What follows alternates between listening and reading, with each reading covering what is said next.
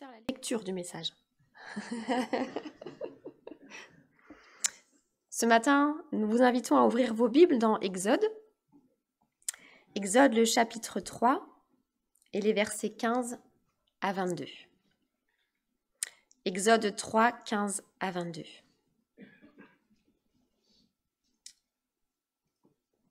Puis, tu leur diras encore, « Celui qui m'a envoyé vers vous s'appelle le Seigneur. Il est le Dieu de vos ancêtres, le Dieu d'Abraham, le Dieu d'Isaac et le Dieu de Jacob. C'est mon nom pour toujours. C'est le nom par lequel vous pourrez faire appel à moi de génération en génération. Maintenant, pars. Réunis les anciens d'Israël et dis-leur, le Seigneur, le Dieu de vos ancêtres, le Dieu d'Abraham, le Dieu d'Isaac et le Dieu de Jacob s'est montré à moi. Il m'a dit, j'ai décidé d'agir pour vous aider parce que les Égyptiens vous font souffrir. Alors je vais vous retirer de ce pays où vous êtes dans la misère. Je vous conduirai dans le pays des Cananéens, des Hittites, des Amorites, des Périzites, des Hivites et des Jébusites. Ce pays déborde de lait et de miel. Les Israélites vont t'écouter. Et avec les anciens du peuple, tu iras trouver le roi d'Égypte. Et vous lui direz, le Seigneur, le Dieu des Hébreux, s'est montré à nous. Maintenant, nous devons marcher pendant 3 jours et aller dans le désert pour offrir des sacrifices au Seigneur, notre Dieu. Mais je le sais, le roi d'Égypte ne vous laissera pas partir, sauf s'il est vraiment obligé de le faire. J'agirai donc avec puissance contre son pays en faisant toutes sortes d'actions extraordinaires. Ensuite, il vous laissera partir. Grâce à moi, les Égyptiens vous regarderont avec bonté. Alors, quand vous partirez, vous n'aurez pas les mains vides. Toutes les femmes israélites demanderont aux Égyptiennes qui habitent chez elles ou près de leur maison des objets en argent et en or et des vêtements. Vous les ferez porter par vos fils et vos filles, et ainsi vous prendrez les richesses des Égyptiens.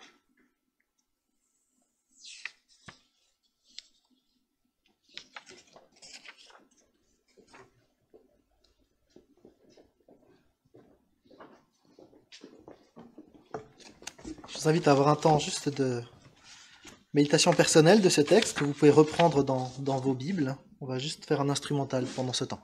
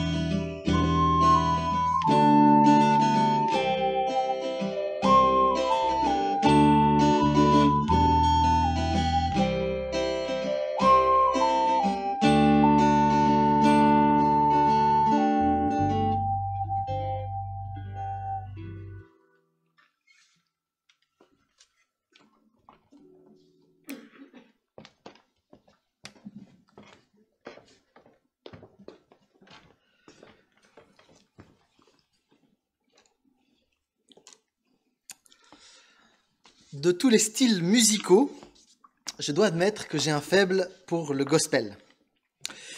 En particulier les Negro Spirituals, qui sont des témoins de la foi de mes frères et de mes sœurs esclaves nord-américains qui travaillaient dans les champs de coton à cause de la lâcheté et de la méchanceté des négriers.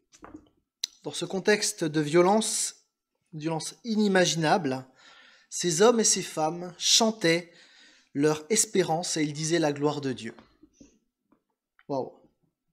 Je ne sais pas comment ils ont pu chanter Amazing Grace, grâce folle, grâce infinie, au milieu des coups de fouet et de la souffrance. Uniquement par la foi, aucun doute. Ces hommes et ces femmes faisaient confiance à Dieu dans des circonstances innommables. Et ces exemples de foi me touchent et m'ont encouragé dans bien des circonstances difficiles de ma vie. Ce matin, nous allons remonter le temps vers le XIIIe siècle avant Jésus-Christ en Égypte, où nous sommes avec d'autres esclaves. C'est le temps des constructions des grandes villes, des villes-greniers, le temps des pharaons bâtisseurs. Et il se trouve dans ce pays un peuple entier qui a été réduit en esclavage. Un peuple qui est esclave là depuis des dizaines, des centaines d'années. Le peuple des Hébreux. Peuple dont on a suivi jusqu'à maintenant, depuis le début de l'année, l'évolution d'Abraham jusqu'à aujourd'hui. À quelques centaines de kilomètres de là, un Hébreu un peu spécial se trouve dans la présence de Dieu. On l'a lu la semaine dernière. Il s'agit de Moïse. Nous avons vu comment Dieu s'est manifesté d'une manière très particulière à ce Moïse dans un buisson en feu, mais un buisson qui ne se consumait pas. Un buisson dont les flammes s'auto-alimentaient elles-mêmes. Ces flammes étaient une apparition de Dieu, le Dieu qui s'auto-suffit, le Dieu qui est éternel, qui n'a besoin de personne, le Dieu qui est. D'ailleurs, quand Dieu se présente à Moïse, il se présente d'une manière un peu particulière, en disant « Mon nom est « Je suis celui qui était, qui est et qui vient, l'Éternel. » Et voilà que Moïse donc est face à ce Dieu éternel, franchement impressionnant, et Dieu annonce à Moïse qu'il va intervenir pour son peuple. Et il demande à Moïse d'aller. Et notre texte de ce matin commence avec cet impératif « Maintenant, pars ». Moïse est officiellement envoyé par Dieu.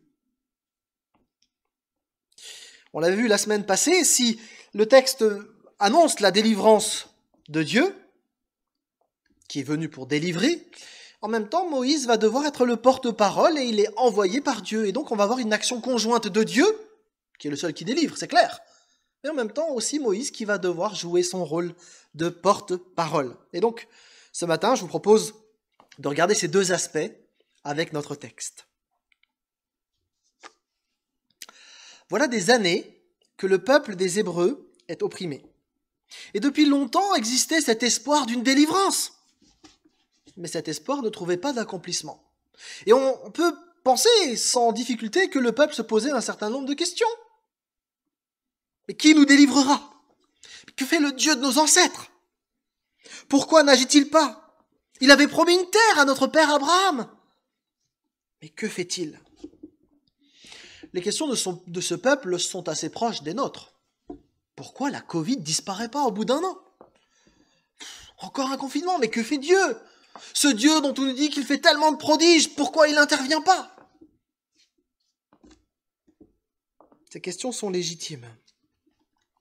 Le texte d'Exode 3 nous montre que Dieu, à ce moment-là, dans cette montagne d'Horeb, a décidé de dévoiler son plan d'action à Moïse. Et le texte que nous méditons ce matin annonce l'événement fondateur de toute l'histoire d'Israël. Dieu va délivrer ce peuple d'esclaves, il va en faire un peuple libre, il va en faire son peuple. Le moment est venu. Dieu dit, j'ai décidé de passer à l'action. J'ai décidé d'agir. Cette libération d'Égypte qu'on appelle l'Exode, c'est donc ce point de départ de toute l'histoire d'Israël. Dans tous les textes bibliques que vous lirez, dans l'Ancien Testament en particulier, à chaque fois qu'il est question de l'histoire d'Israël, on va vous renvoyer « Souvenez-vous, le Dieu de nos ancêtres nous a délivrés de l'Égypte ». C'est le point de départ. Et c'est un moment assez fort dans l'histoire d'Israël. Bon, vous savez certainement qu'il y a eu beaucoup de films, certains très sympas, d'autres un peu moins, mais des adaptations en tout genre de cette histoire impressionnante. Je dis que certains sont un peu moins sympas parce que parfois on a fait de Moïse le héros, alors que c'est Dieu le héros. Il arrive que parfois, à vouloir raconter l'histoire de la Bible, on évacue Dieu, c'est un peu dommage. Plus questionnant, c'est le timing de Dieu. Je sais pas pour vous, hein, mais pourquoi Dieu il a agi à ce moment-là? Vous avez bien une réponse. Pourquoi Dieu a choisi ce moment-là précisément pour agir? Pourquoi pas la semaine d'avant? Pourquoi pas l'année d'après? Pourquoi ce moment-là? Une idée? Oui, tu as raison, effectivement. Parce que Dieu l'a décidé. Dieu agit au moment où lui l'a décidé. C'est un peu frustrant pour nous. Parce qu'en fait, on n'est pas Dieu. Et on aimerait bien avoir le contrôle sur le timing, mais c'est pas nous qui l'avons. C'est Dieu qui a le contrôle du timing. Et au moment où il a décidé de mettre en place son plan, plus personne ne peut contrecarrer son plan. La délivrance d'Israël d'Égypte est inéluctable. Et dans les semaines qui vont venir, on va voir comment certains vont essayer de s'opposer au projet de Dieu. En vain. Lorsque Dieu a décidé quelque chose, ce qu'il a décidé arrive inévitablement. Nous pouvons d'ailleurs noter que Dieu sait exactement comment les choses vont se passer. Dans le texte, il sait que Pharaon ne va pas d'abord laisser partir son peuple. Il sait qu'il faudra un déploiement de puissance, et on va le voir ensemble. Il sait que ce n'est qu'après tout cela que le Pharaon va finalement laisser partir le peuple des Hébreux. Dieu connaît l'avenir parce que l'avenir est dans ses mains. Rien ne lui échappe. Toute cette histoire, réellement vécue de cette délivrance des Hébreux d'Égypte, nous rappelle, à nous aussi, en cette période bien singulière, que Dieu est le maître de l'histoire. Et face aux événements qui se déroulent, Dieu n'est pas surpris. Pas plus qu'il a été surpris par le refus de Pharaon. Alors dans sa bonté, Dieu ne veut pas que Moïse soit découragé. Et du coup, tout en dévoilant son plan, eh bien, Dieu annonce à Moïse que ça ne va pas être simple. Mais il lui dit aussi, finalement, le Pharaon va vous laisser partir. Ce ne sera pas le hasard ou une suite d'interventions en cascade bizarroïdes qui vont permettre que « Ah, super, on a pu enfin être libre !» Non, non, non. C'est un déploiement de puissance miraculeuse de Dieu qui va ouvrir ce chemin-là pour le peuple hébreu. Arrêtons-nous un instant. Dieu est le souverain, le maître de l'histoire mondiale. Il a créé l'univers, il est aussi celui qui donnera le mot final à l'univers tel que nous le connaissons. Tout ce que nous vivons actuellement avec la pandémie de Covid, eh bien, la manière aussi dont les événements se déroulent, tout ça, ça n'échappe pas à la souveraineté de Dieu. Il est le Seigneur des Seigneurs. Et il est bon de se le rappeler. On peut donc être rassuré de ce côté-là, même si on ne comprend pas, et même si on est déstabilisé par le timing de Dieu. Des choses qui nous échappent. On ne comprend pas pourquoi certaines choses arrivent, mais par contre on sait une chose. On se connaît celui qui est et reste au contrôle. On sait celui qui est souverain. Et on le connaît bien parce qu'il s'est révélé au travers de la Bible. Et on sait que ce Dieu-là est un Dieu qui nous aime. On a du mal à comprendre pourquoi un Dieu qui nous aime laisse cette pandémie. Mais au travers du texte biblique, nous apprenons que nous pouvons lui faire confiance. L'Éternel est le vrai Dieu. Il est le Dieu vivant et le roi éternel. Lorsqu'il y a des injustices, de la méchanceté, des souffrances qui sont difficiles, terribles, il ne s'agit pas de dire « Ah, c'est pas grave, il y a Dieu, ça va aller ». Non, non, la difficulté est réelle.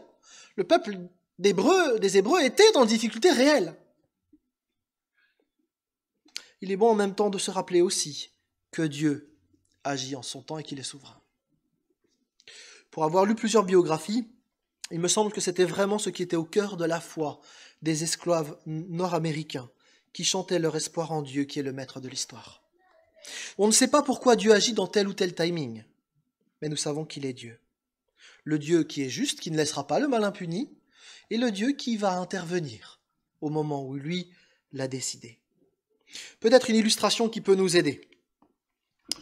Parfois, nous partons en voyage avec les enfants et nous avons décidé d'aller à un endroit très sympathique. Sauf que le voyage est long. Alors si vous avez des enfants comme les miens, les premières heures ça va. Mais au bout d'un certain temps, mais quand on arrive, c'est long, c'est pénible. On peut pas s'arrêter faire de la balançoire.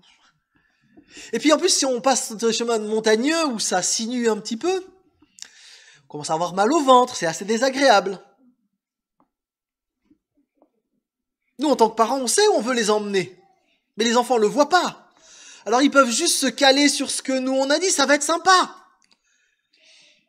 Quelque part, l'image est imparfaite, mais vous comprenez. Dieu nous a dit qu'il y a mieux qui arrive. Et peut-être qu'on est au cœur de la montagne où ça sinue et franchement, on n'a qu'une envie, c'est vomir. C'est pas agréable. Personne n'aime être dans les circonstances qu'on est en train de vivre. Mais on sait qui conduit la voiture et on sait où il nous emmène. Ça n'enlève pas ce qui est en train de se passer maintenant, mais on a une perspective. Dieu est aussi celui qui, dans nos expériences personnelles, dans nos existences personnelles, a voulu de nous. Il nous a créés et il connaît aussi tout ce que l'on peut vivre. Et dans sa bonté, Dieu n'a pas permis que nous soyons sans espoir face à toutes les difficultés de notre vie. Dieu sait ce qui vient après. Il sait aussi ce que nous vivons là, maintenant, tout de suite. Et peut-être il vaut la peine juste de considérer un instant que nous avons un certain point de vue sur la réalité, et Dieu en a un autre. Je vous donne un exemple. On pourrait dire que, nous, c'est ce qu'on voit, un monde avec des poubelles. Bon, c'est pas très flatteur, mais il n'y a pas que des poubelles non plus, mais vous comprenez l'idée. On voit des trucs terribles, et on se dit, non mais, Seigneur, t'es où? Ça, c'est notre perspective. Celle de Dieu est un peu différente parce qu'il a une perspective éternelle. Et il n'a pas négligé la question des poubelles parce qu'il a décidé de s'en occuper. Vous voyez qu'on n'a pas tout à fait le même point de vue sur la même réalité. Notre point de vue n'est pas celui de Dieu. Dieu sait. Nous voyons partiellement. Comme les Hébreux en Égypte, nous sommes, nous, esclaves du péché, dans un monde marqué par la souffrance et la mort.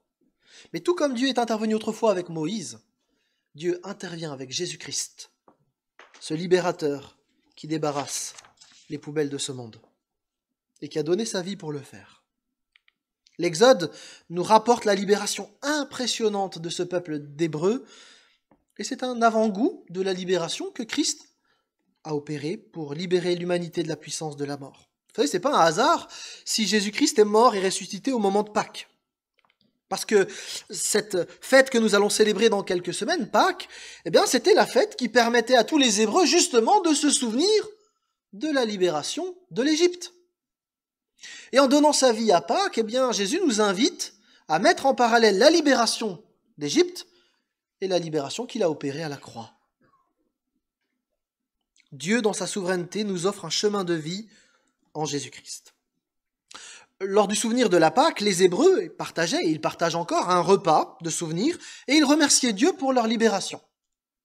De la même manière, nous les chrétiens, nous célébrons la Seine, alors d'une manière un peu particulière en ce moment, sans les éléments pour ne pas enlever notre masque, mais on vit un temps, chaque dimanche, où on se souvient de ce que Christ a fait. Et nous louons Dieu pour sa délivrance, nous le chantons pour sa délivrance. Nous proclamons par tous ces moyens que Dieu est le souverain et le libérateur. Et il nous faut encore là faire une petite pause. Si Dieu est tout-puissant, s'il est souverain, s'il est l'éternel, pourquoi s'occuper de gens comme vous et moi, qui avons une espérance de vie de 100 ans, qui sommes fragiles et si souvent rebelles? Vous, je sais pas, mais moi, quand il y a des gens qui me marchent sur les pieds à longueur de temps, il y a un moment donné, je vais ailleurs, pour le moins. Pourquoi Dieu s'est-il intéressé à nous? Il avait créé un monde parfait, et nous, on a rajouté les poubelles, au fur et à mesure. Je ne parle pas que de pollution, même si on pourrait en parler aussi, mais vous comprenez, les comportements des uns des autres, les paroles blessantes, etc. Pourquoi Dieu a-t-il choisi de nous sauver? À l'époque, pourquoi Dieu a-t-il choisi ce peuple des Hébreux? Pourquoi il n'a pas agi pour des Chinois? ou des Francs, ou d'autres peuples. Qu'est-ce qui a motivé Dieu? Est-ce que le peuple hébreu avait quelque chose de plus? Est-ce qu'ils étaient meilleurs que les autres? Non. Là encore, ça relève du choix souverain de Dieu. Il n'y a pas de raison logique qui pourrait expliquer le choix de Dieu. Par la Bible, on sait que le peuple des Hébreux était en fait les descendants d'Abraham. Et on avait vu ensemble ce moment où Dieu a décidé, unilatéralement, de choisir un monsieur et de le bénir avec sa famille. Abraham, c'était un vieil homme avec une femme vieille, stérile. Ils allaient mourir dans l'anonymat le plus complet, laisser aucune trace dans l'histoire. Et Dieu a choisi ce couple-là pour les bénir. Pourquoi? Par pure grâce. Choix de Dieu. Pourquoi il choisit les Hébreux? Par pure grâce. Pourquoi il nous choisit, nous? Par pure grâce. Et tout comme Abraham, tout comme Israël va être instrument de bénédiction pour le monde entier, nous sommes appelés, nous aussi, à être instruments de bénédiction pour le monde entier. Ce peuple va être au bénéfice de la grâce de Dieu. Et pour nous également, rien ne pouvait nous arracher aux ténèbres, finalement. Alors c'est vrai que les ténèbres que nous vivons, ils ne sont pas toujours très visibles. Le péché, il y a des gens qui disent « Ouais, non, mais le péché, c'est une histoire des chrétiens, ça c'est pas vrai, enfin voilà, l'homme est bon, tout va bien. » Il me semble que là, on a une petite illustration qui peut nous aider, avec le petit virus qu'on commence à connaître, là, parce que c'est un mal qu'on ne peut pas voir, mais pourtant qui est bien réel. L'année dernière, en février, il y a des gens qui disaient « Non, mais c'est des histoires, c'est les médias, ils en font trop. » Au bout d'un an, on a compris qu'il y avait quand même un vrai problème avec un virus invisible, mais particulièrement agressif, qui en plus se conjugue sous des variations différentes. Le péché, lui aussi, se conjugue sous des variations différentes. Alors, je ne sais pas quel est le variant du péché que vous avez dans vos vies. Je connais un peu le mien, même s'il prend encore des formes aussi très différentes. Mais ce qui est clair, c'est que le péché, c'est une réalité. Elle n'est pas toujours visible. Quoique, si on commence à regarder un peu le monde autour de nous, on peut se poser quelques questions. Mais ce péché est un virus encore plus sournois que la Covid. Parce que derrière des illusions de liberté qui font miroiter à l'homme, finalement, qu'il peut se passer de Dieu, ce virus du péché tue éternellement. Dans sa grâce, comme pour Israël, comme pour nous, Dieu nous délivre. Le texte d'Éphésiens 1, 7 et 8 nous le dit très clairement. Si en Égypte, Dieu a utilisé des plaies pour délivrer son peuple, les plaies liées au péché ont été déversées sur Jésus-Christ. Et Christ nous a libérés.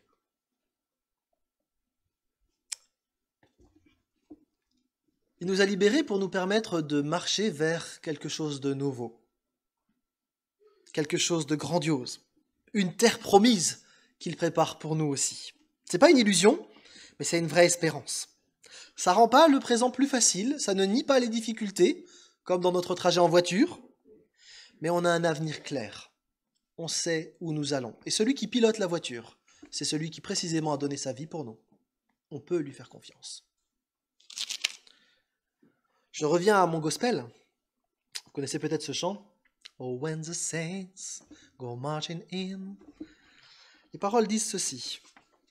Oh, quand les saints ou les chrétiens entreront dans le royaume en marchant, Seigneur, je veux être de leur nombre. Et quand le soleil commencera à briller, oh, comme je veux être de leur nombre. Oh, quand la trompette sonnera son appel, Seigneur, comme je veux être du nombre. Oh, quand les saints entreront dans le royaume en marchant, Seigneur, je veux être de leur nombre. Seigneur, je veux que tu pilotes la voiture de ma vie. Parlons à Moïse. Dieu explique donc son plan de libération. Et Moïse doit s'en faire le porte-parole. C'est la mission qui lui est confiée. Dans notre texte, Dieu précise qu'il va devoir porter un double message. Ici, il s'agit des anciens d'Israël d'abord, et puis dans la suite du texte, il s'agira de trouver le roi d'Égypte, le Pharaon. Il faut comprendre qu'à ce moment-là, Dieu ne s'était adressé qu'à des gens individuellement. Mais en choisissant ce peuple des Hébreux, Dieu choisit de devenir le chef, le roi de ce peuple. Et en fait, nous assistons ici à la mise en place de ce qu'on appelle en théologie la théocratie. C'est-à-dire que Dieu va devenir le roi du peuple d'Israël. Et Moïse va devenir le porte-parole de ce Dieu, de ce roi. En fait, on assiste ici à la mise en place du prophétisme biblique. C'est le premier prophète, Moïse. À partir de là, Moïse devient le messager de Dieu. Et il va devoir annoncer une parole pour le peuple et une autre pour le pharaon. Alors le message pour le peuple d'Israël, ça paraît assez facile à porter. En effet, annoncer la libération à des esclaves, c'est plutôt positif. À condition qu'ils y croient. Et là, il faut reconnaître que ça n'a pas été si facile que ça, finalement. Pourtant, quand on se remet dans le contexte, on peut facilement imaginer, les bonnes nouvelles devaient être rares. Je me suis imaginé à la place d'un Hébreu à l'époque, la voisine a perdu son enfant, papy Joseph est décédé à cause des coups de fouet, et dans ce contexte, Moïse doit arriver avec une bonne nouvelle, Dieu, le Dieu de nos ancêtres, va nous délivrer. Il y a un lien avec nous, là. Parce que nous aussi, on a un message de libération, un message d'espérance à porter. Un message de salut gratuit. A priori, c'est facile à porter. À condition que ce soit entendu. Ce n'est pas toujours le cas, comme ça n'a pas forcément été le cas à l'époque de Moïse. Et pourtant, le message que porte Moïse est beau. J'ai décidé d'agir pour vous aider parce que les Égyptiens vous font souffrir. Je vais vous retirer de ce pays. Je vous conduirai dans le pays des Cananéens, un pays particulier, qui déborde de lait et de miel. Manière de dire un pays où on peut vivre en paix et prospère. Là encore, le projet de Dieu avec le peuple des Hébreux est à mettre en lien avec nous. Nous sommes nous aussi en route vers le pays promis. Un pays fantastique, avec des caractéristiques spécifiques. Plus de larmes, plus de souffrance, plus de douleur, plus de mort, plus de masques, plus de gel hydroalcoolique, etc., etc. Un lieu de paix, de joie, une terre renouvelée sans souffrance, où Dieu est présent au milieu de nous. Vous voyez que le Seigneur ne nous a pas simplement libérés du péché pour nous laisser ensuite tomber, mais il nous emmène quelque part. Parfois on doute de cette réalité parce qu'on ne la voit pas. Bien des Hébreux qui avaient été choisis par Dieu, lorsqu'ils ont entendu le message de Moïse, pouvaient aussi dire « Bon, c'est sympa ton message, Dieu va nous délivrer. Moi j'aimerais bien qu'il le fasse maintenant. » Vous savez, la société de tout de suite, c'est pas que maintenant. Déjà à l'époque, on voulait que Dieu fasse tout de suite. Et on comprend. Ils étaient esclaves, ils avaient envie d'être libres là maintenant. Et Dieu les appelle à lui faire confiance par la foi. Et Dieu va manifester sa puissance par la suite. Et les uns et les autres vont pouvoir voir au fur et à mesure de ce qui va se passer que le Dieu auquel ils font confiance est un Dieu qui agit. De la même manière, nous avons aussi des signes qui ont été posés pour que nous puissions faire confiance à Dieu. Jésus-Christ est ressuscité. Et quand il dit « vous allez ressusciter avec moi », on a un élément. La croix est vide. D'ailleurs, tout au long du Nouveau Testament, on nous invite à se rappeler de ces signes posés. La croix vide. On fait les cultes le dimanche. Pourquoi le dimanche ? Parce que c'est le jour qui rappelle la résurrection. Nous prenons la scène. Mais pourquoi ? Mais parce que nous célébrons notre Pâques. Christ est vivant. Il est ressuscité. Il est vraiment ressuscité. Nous chantons des chants. Pourquoi ? Mais parce que nous sommes dans la joie de ce qui vient. Nous écoutons la parole de Dieu parce que nous croyons que Dieu est vivant aujourd'hui et qu'il parle. Toutes nos célébrations nous rappellent que ce que nous croyons est vrai. Moïse doit donc porter un message d'espérance. Il a aussi un message un peu plus difficile à porter. Dieu lui demande d'aller trouver le Pharaon pour qu'il laisse partir le peuple pour rendre un culte à Dieu. Ça, c'est franchement plus dur. Déjà parce que Pharaon, il a son petit caractère. En plus, il se considère comme le Dieu des dieux, ce qui ne va pas aider à un dialogue constructif. Mais surtout, c'est aller voir le chef des oppresseurs de la part d'un peuple d'esclaves qui dit « en fait, on aimerait bien partir ». C'est pas dit que ça marche. Un berger porte-parole d'esclaves va pas faire le poids face au Pharaon. Et puis souvenez-vous en plus, Moïse avait fui jusqu'en Madian pour se cacher de ce Pharaon. Et Dieu appelle Moïse à aller à aller vers ce Pharaon. Et il invite là aussi Moïse à regarder au-delà des apparences, au-delà de la puissance du Pharaon, au-delà de sa puissance armée qui faisait peur à tout le bassin méditerranéen. Dieu l'invite à considérer qui il est. Va voir le Pharaon. Ça va être compliqué, mais finalement, il vous laissera partir. Le peuple hébreu doit faire un pas de foi, mais Moïse aussi.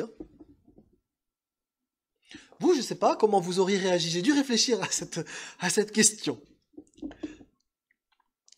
Et je comprends en fait, en y réfléchissant, l'hésitation de Moïse.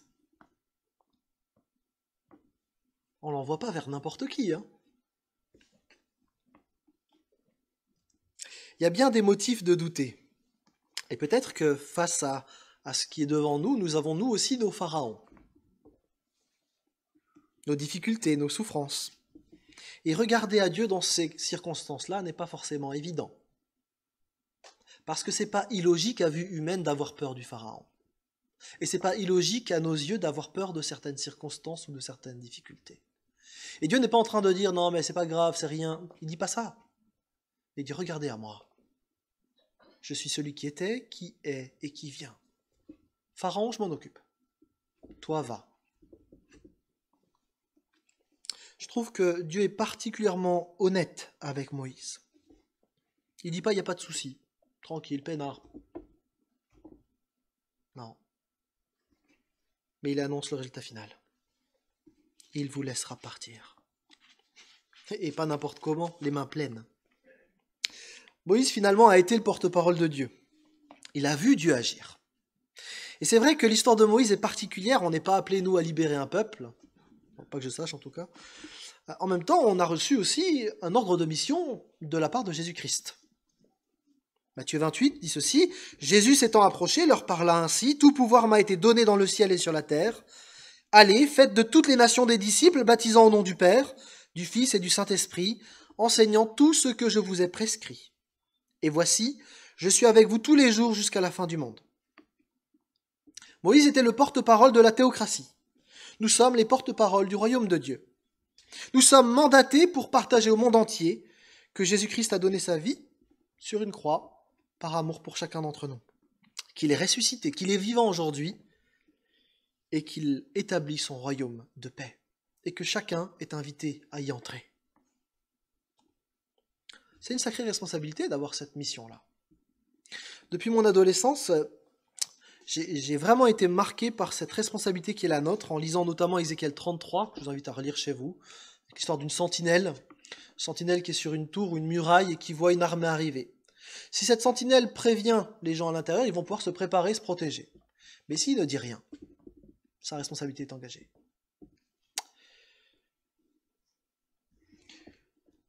Plusieurs fois, quand j'étais plus jeune, je me suis demandé, lorsque viendra le temps où Christ viendra, s'il n'y a pas des personnes de mon entourage qui viendront me trouver en disant « Mais en fait, Mathieu, tu étais au courant. Tu étais au courant et tu n'as pas insisté, en fait. Tu m'as pas franchement dit les choses. Tu m'en as bien parlé une fois comme ça, entre deux portes, mais tu m'en as pas franchement parlé. » C'était mon éternité qui était en jeu. Il me semble que si un bâtiment était en flammes, et que je voyais dans une fenêtre sur le côté une personne qui était en train de vivre sa vie sans se rendre compte de l'incendie qui arrive, je ferais tout mon possible pour que la personne sorte du bâtiment. Quitte à passer pour un fou auprès des voisins, quitte à casser la fenêtre. Je dis pas qu'il faut être violent là, comprenez-moi bien, mais on serait peut-être un peu plus audacieux. Peut-être que, à force de baigner dans une culture de tolérance totale, on en perd de vue l'urgence du message. De nouveau, je ne dis pas qu'il faut être agressif, c'est pas ça que je suis en train de dire. Mais on a une responsabilité qui est engagée. Et on ne peut pas juste se contenter une fois de temps en temps de dire « Oh oui, moi je vais prier pour toi, je crois en Dieu, très lointainement. » On a un message à faire passer. Et ce monde a besoin d'entendre le message de l'Évangile. Parce que les questions que ce peuple hébreu se posait, les gens se les posent aujourd'hui. Nous, on a le privilège de connaître Dieu. Mais combien de personnes sont complètement angoissées, complètement stressées, sans espoir, sans lumière, parce qu'ils ne connaissent pas celui qui dit « Je suis la résurrection et la vie ».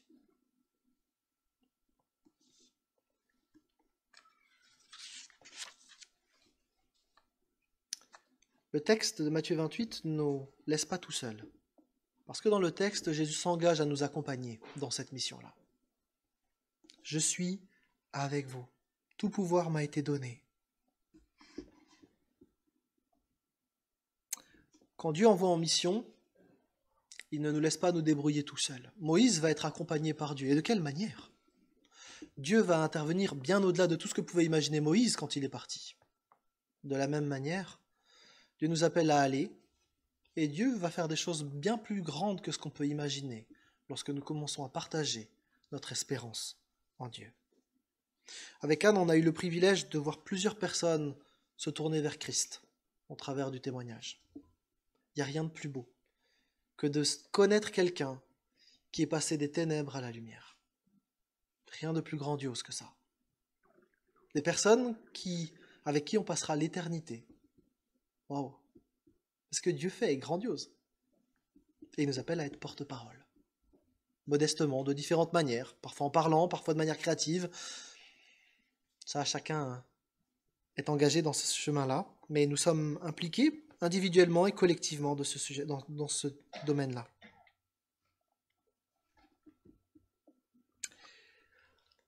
Nous ne méritions rien. On était virusés par le péché.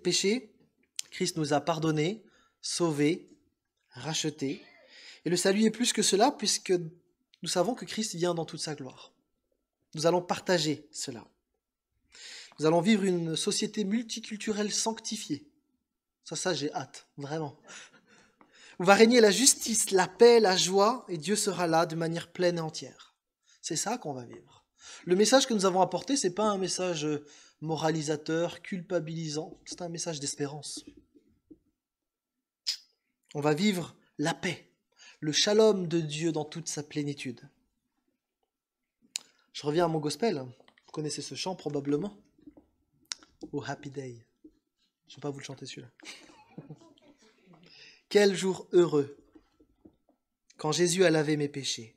Quel jour heureux il m'apprend à regarder l'espérance qui m'attend. Il m'a appris à combattre et prier tout en vivant dans la joie, chaque jour en attendant son retour.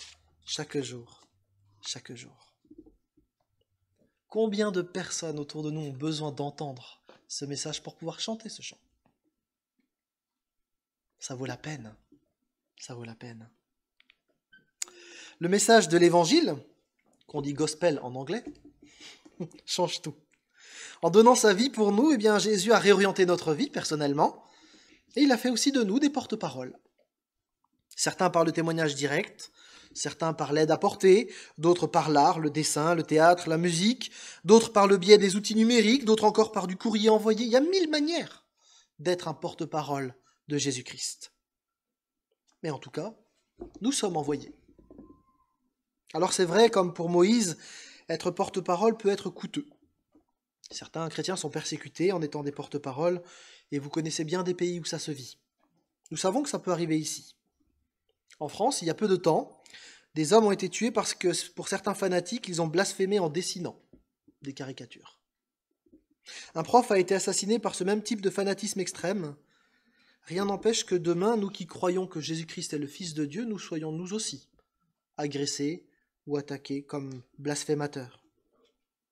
Il est possible aussi que, sous prétexte de protéger la population de tout fanatisme religieux, des amalgames soient faits et que toute religion devienne suspecte a priori. Donc dangereuse, donc condamnable, même si nous portons un message d'espérance.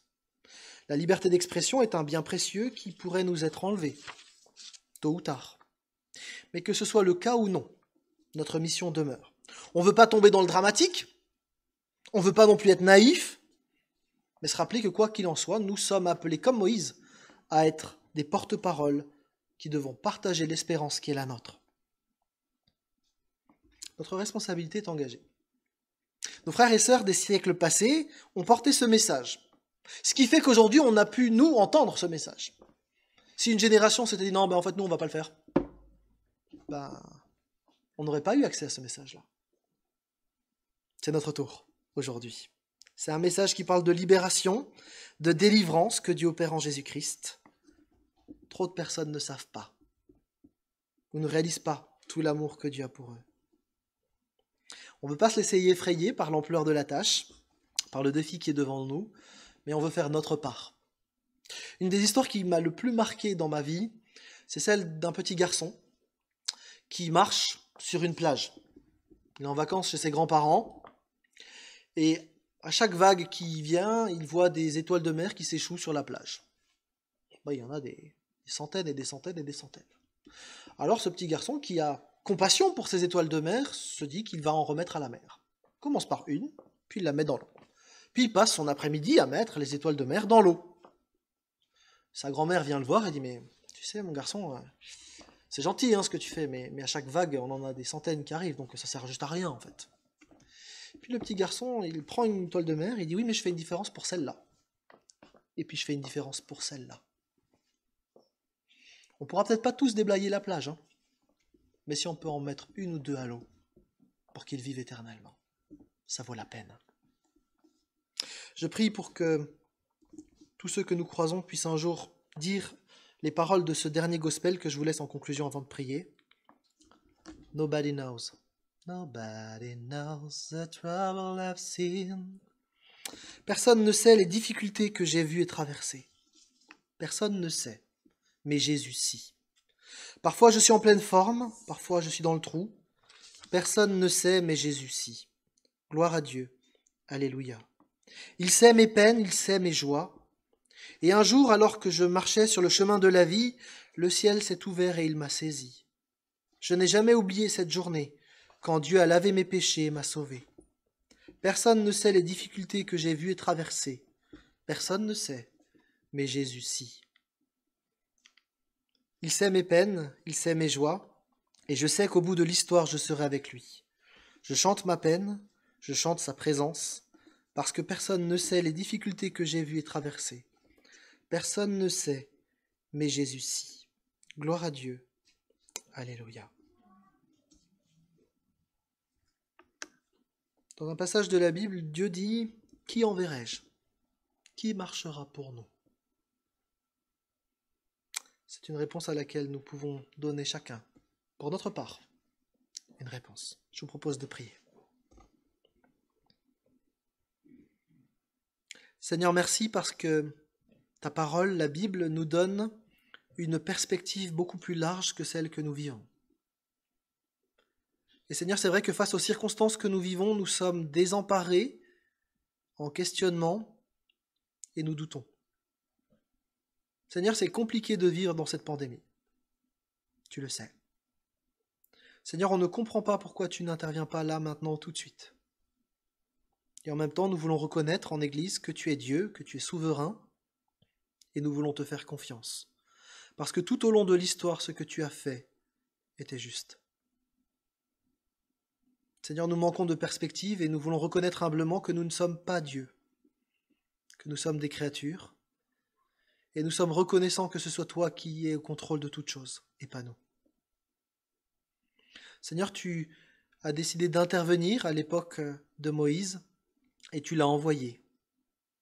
De la même manière, tu es intervenu dans le péché de ce monde, tu l'as pris à la croix, tu es mort et tu es ressuscité. Et tu nous envoies à notre tour pour partager un message d'espérance. Seigneur, nous ne voulons pas faire comme si tu ne nous appelais pas. Nous ne voulons pas faire la sourde oreille.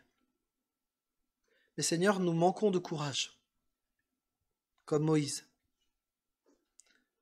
Nous avons peur des pharaons. Nous avons peur que ceux de ton peuple n'écoutent pas, ne croient pas. Seigneur, donne-nous du courage et permets-nous de célébrer des victoires avec toi. Nous te prions ce matin pour tous nos amis, pour toutes les personnes que nous connaissons qui n'ont pas d'espérance. Et nous te prions, Seigneur, pour qu'ils puissent vivre ce que chantent ces gospels, qu'ils puissent te connaître, que leur vie soit changée et réorientée vers l'espérance qui est la tienne. Nous te le demandons dans le précieux nom de Jésus. Amen. Amen.